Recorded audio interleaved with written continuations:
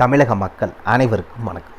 இன்றைக்கி நம்ம TN government job சேனலில் எதை பற்றி பார்க்க போகிறோம் அப்படின்னு பார்த்தீங்கன்னா, நம்ம தமிழக அரசு குற்ற வழக்கு தொடர்புத்துறை அங்கேருந்து ஒரு புதிய நோட்டிஃபிகேஷன் ரிலீஸ் பண்ணியிருக்காங்க வேலைவாய்ப்புக்காக. அதை பற்றின ஃபுல் டீட்டெயில்ஸ் தான் இந்த வீடியோவில் நம்ம பார்க்க போகிறோம்.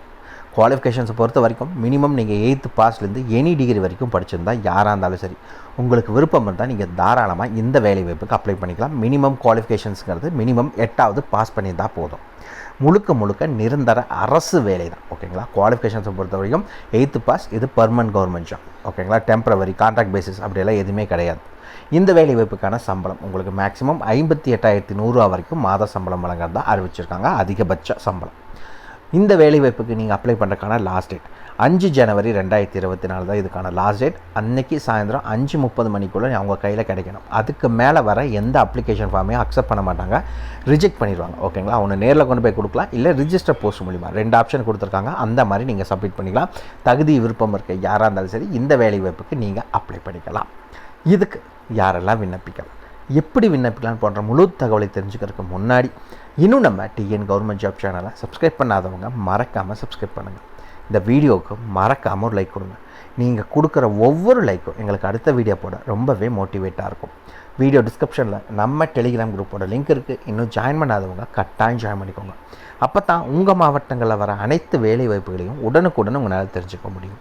அதே வீடியோ டிஸ்கிரிப்ஷனில் இந்த வேலைவாய்ப்புக்கான அஃபிஷியல் நோட்டிஃபிகேஷன் லிங்க்கும் ப்ரொவைட் பண்ணியிருக்கோம். கமெண்ட்லேயும் லிங்க்கு பின் பண்ணி வச்சுருக்கோம், மறக்காமல் செக் பண்ணிக்கோங்க.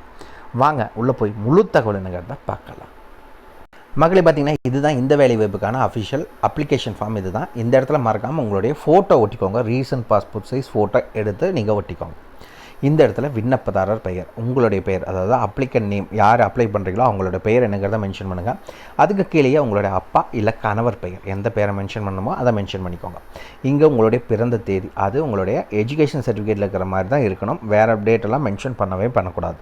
அதுக்கு அடுத்தது உங்களுடைய மதம், நீங்கள் எந்த மதத்தை சார்ந்தவங்க, இந்து, கிறிஸ்துவ, முஸ்லீம் எதுவோ அது என்னங்கிறத மென்ஷன் பண்ணுங்கள். ஓகேங்களா? அதுக்கு அடுத்தது பாலினம், ஆண் பெண் மற்றும் 3ஆம் பாலினம் எதுவோ அது என்னங்கிறத மென்ஷன் பண்ணிக்கோங்க.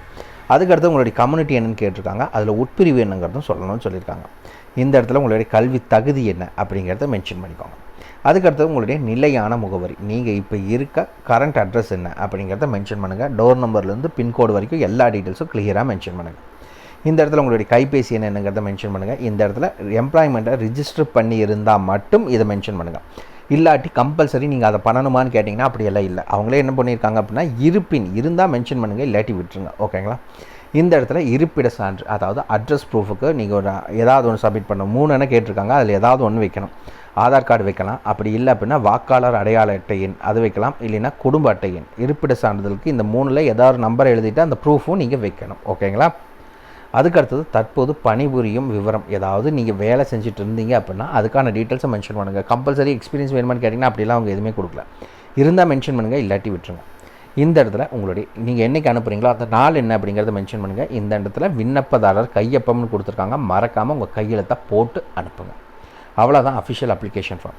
அதுக்கு மேலே அப்படியே ஸ்க்ரால் பண்ணிட்டு போனீங்கன்னா உங்களுக்கான அஃபிஷியல் நோட்டிஃபிகேஷன் இதிலே கொடுத்துருக்காங்க. ஓகேங்களா?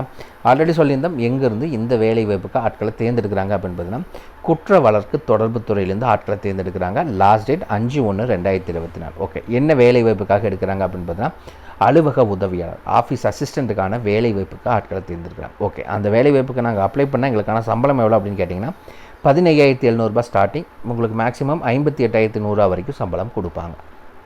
ஓகே, வயது என்னவாக இருக்கணும் அப்படின்னா மினிமம் 18 வயது நீங்கள் பூர்த்தி அடைந்திருக்கணும்னு சொல்லியிருக்காங்க. மேக்ஸிமம் எவ்வளோ இருக்கணும் அப்படின்னு பார்த்தீங்கன்னா 1/7/2023 கால்குலேட் பண்ணி உங்களுக்கு 32 இருக்கணும். ஜென்ரல் கேட்டகரினா பிசி, பிசிஎம், எம்பிசி, டிஎன்சினா 34 வயது இருக்கணும் மேக்ஸிமம். எஸ்சி, எஸ்டி அதே மாதிரி ஆதரவற்ற விதவிகள் நீங்கள் எந்த கேட்டகரியாக இருந்தாலும் சரி மேக்ஸிமம் 37 வயது வரை இருக்கவங்க நீங்கள் அப்ளை பண்ணிக்கலாம். ஓகேங்களா? ஓகே, கல்வி தகுதி ஆல்ரெடி நம்ம சொல்லியிருந்தோம். மினிமம் 8வது படிச்சிருக்கணும்.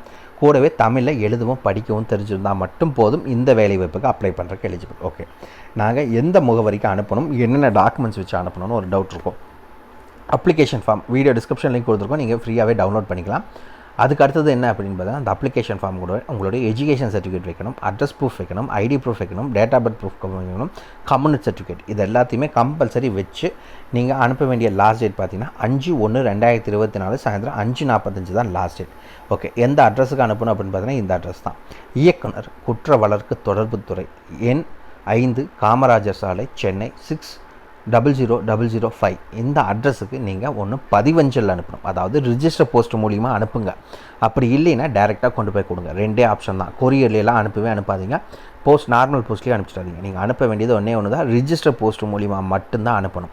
நார்மல் போஸ்ட்டு, கொரியர் அப்படியெல்லாம் எதுலேயுமே அனுப்பிச்சிடாதீங்க. ரிஜிஸ்டர் போஸ்ட்டில் அனுப்புங்க. அப்படி இல்லைன்னா நான் டேரெக்டாக கொண்டு போய் கொடுக்குறேன்னா இந்த அட்ரஸில் நீங்கள் டேரெக்டாக கொண்டு போய் கொடுங்க ஆஃபீஸ் ஹவர்ஸில். அவ்வளோதான் மக்கள். இதுக்கான ஃபுல் டீட்டெயில்ஸும் வீடியோ டிஸ்கிரிப்ஷன் லிங்க் கொடுத்துருக்கோம், மறக்காமல் செக் பண்ணிக்கோங்க. ஏதாவது டவுட் இருக்குன்னா மறக்காமல் கமெண்ட் பாக்ஸில் கமெண்ட் பண்ணுங்கள். இந்த வீடியோ பிடிச்சிருந்தா மறக்காமல் லைக் கொடுங்க. உங்கள் நண்பருக்கு சொல்லுங்கன்னா கட்டாயம் ஷேர் பண்ணுங்கள். உங்களை நாளைக்கு நான் வேறு சூப்பரான வீடியோ மூலிமா சந்திக்கிறேன். மிக்க நன்றி.